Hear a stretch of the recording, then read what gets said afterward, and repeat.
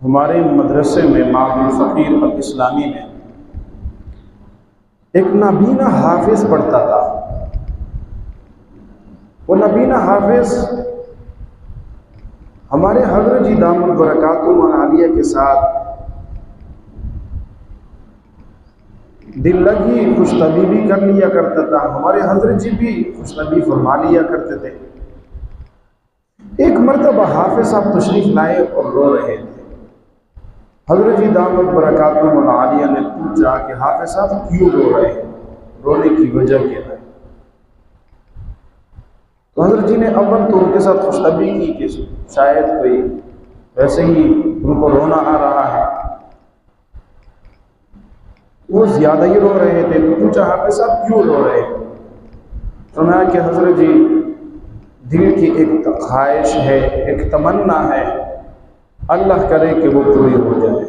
فرمایا کہ میں بھی ذرا سیریس ہو گیا کہ صبر کیا ہے؟ پوچھا حافظ صاحب کیا ہے؟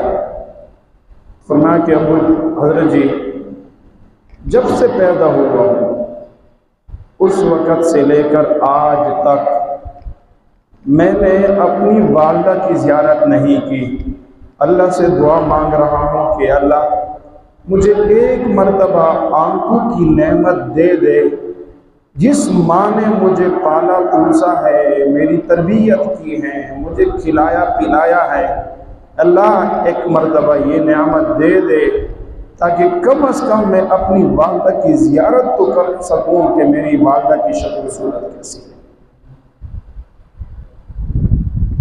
جی ہاں، ان لوگوں سے پوچھے کہ جن کے پاس یہ نعمتیں موجود نہیں ہیں۔ اللہ کی ہر نعمت اپنی جگہ پہ بے مثل اور بے مثال ہے۔ کوئی نعمت جو بھی اللہ نے ہمیں عطا فرمائی ہے یہ اللہ رب العزت کی عظیم نعمت ہے۔